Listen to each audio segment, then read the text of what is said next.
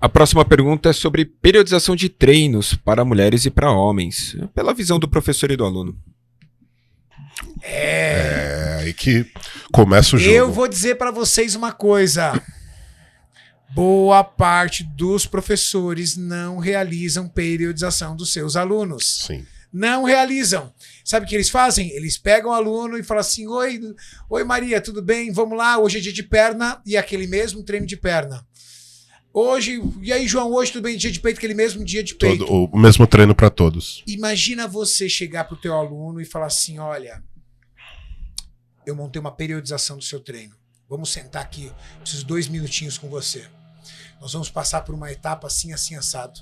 Preciso que você converse com o seu nutricionista. Você precisa de um aporte calórico um pouco maior, porque está no momento de você ganhar massa muscular.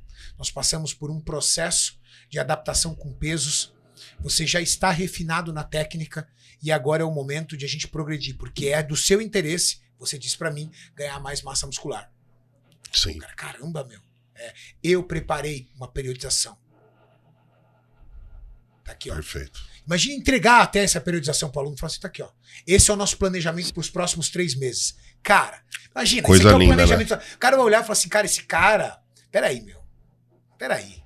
Sim. Eu tenho um treinador. Eu não tenho um personal trainer. Eu tenho um treinador.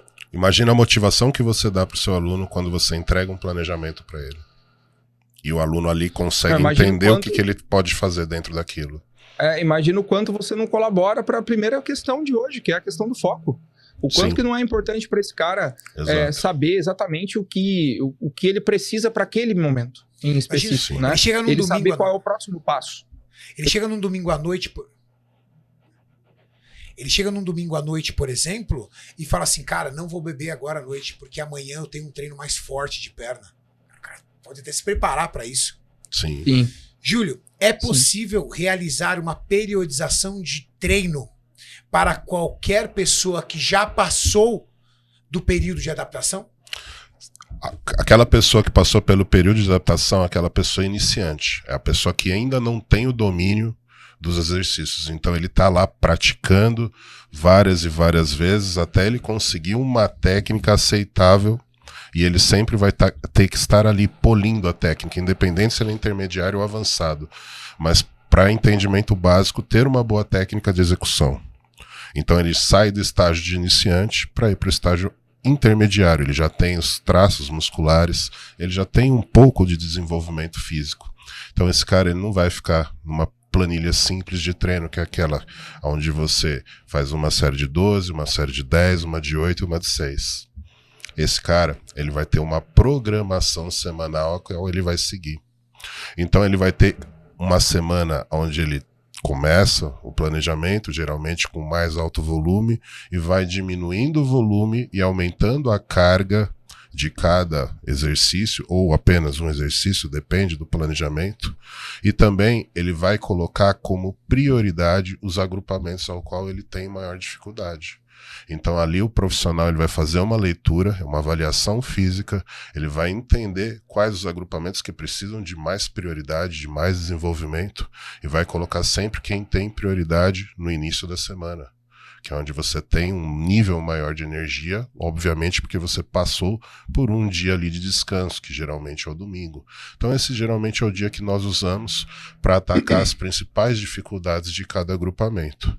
E geralmente nós estendemos isso para uma ou até mais 2 vezes. Então geralmente pontos fracos são treinados 2 até 3 vezes na semana, em alguns casos até todo dia. Lembre-se, o volume é de acordo com o número de sessões semanais ao qual você vai treinar cada agrupamento.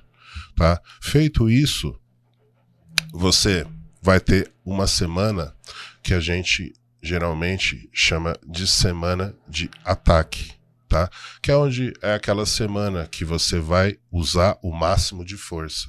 Geralmente na 3ª ou na 4ª semana, que é ali que você faz o teste para avaliar qual que é o nível de força que você atingiu. Feito isso, começamos novamente com o volume alto e diminuímos o volume e aumentamos as cargas a cada 4 ou 5 semanas. Repetindo isso 2 ou 3 vezes para começar um planejamento, vamos colocar aí de 15 semanas, se cada bloco for de 5 semanas. Perfeito. Rubens, você que é palestrante, inclusive, sobre periodização de treino, é algo que você tem muito carinho em falar, dentro da tua visão, uma periodização de treino ideal e, principalmente, como o professor pode utilizar disso para trazer o aluno para ele, reter o aluno, para esse aluno literalmente falar assim, cara, eu preciso desse treinador, não é para uma semana, é para minha jornada inteira. Renato, a periodização, cara, é tese da minha pós, né? É o que eu estudo muito há muitos anos. A periodização vai muito além de você ensinar o aluno que dia da semana que ele treina qual músculo ou qual o volume e intensidade que ele vai imprimir naquela sessão, né? A sessão é um dos elementos da periodização. A sessão está dentro de um microciclo, que é o que a gente chama de semana de treino, né? O microciclo está dentro de um mesociclo, que é a famosa ficha de treino, que normalmente dura nas academias 2-3 meses. E esse mesociclo está dentro de um macrociclo, que é a organização da temporada dele. Seja essa temporada por 8 meses, 6 meses, 1 ano, depende do caso. E olha como é importante. A periodização, ela vislumbra o encaixe de cada metodologia, de cada estímulo que você deu no seu indivíduo, de uma maneira concisa e cientificamente comprovada que entrega mais resultados. Quando a gente fala em hipertrofia muscular, por exemplo, a gente tem que levar em consideração que os indivíduos que usam a musculação, eles são indivíduos que momentaneamente eles ficam em dietas muito extremas, ou para o superávit ou para o déficit. E o treinamento sofre uma ação direta por conta disso, né? Quando você está, por exemplo, em superávit, você pode, obviamente, fazer treinos mais fortes, volume mais maior, intensos, trabalhar com cargas neurais, fazer Exato. um volume maior. E olha como é importante, né, Júlio, você saber o momento em que o cara está alimentarmente, metabolicamente, para Sim. você quantificar esse estímulo. Olha para você ver, por exemplo, como é importante você acompanhar o seu cliente, o seu atleta, ao longo da dieta dele, do cut dele, e entender que quando ele tiver com privação de caloria, com algum macronutriente, ele inevitavelmente vai começar a decrescer a sua força em exercícios básicos. E que talvez esse fosse o momento para você transitar para mais metabólicos e coisas do tipo.